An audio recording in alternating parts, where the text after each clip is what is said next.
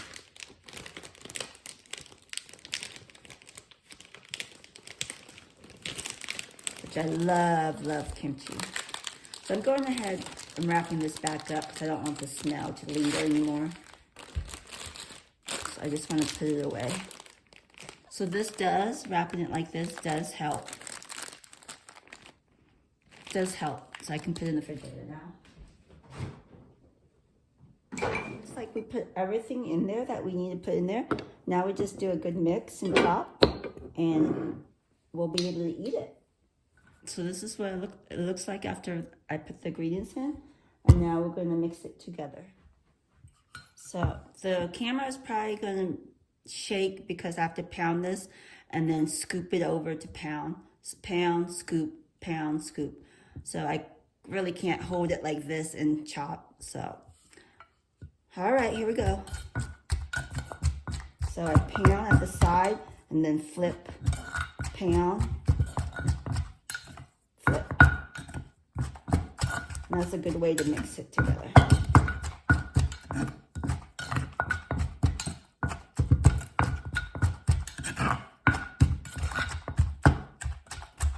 Oh shoot, I just splashed it everywhere. That's not good. Oh my God. All right, don't pound it too hard because we got a lot of liquid in there. So just pound and then flip.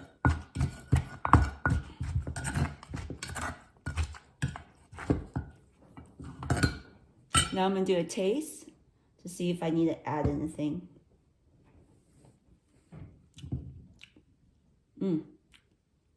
That's really good.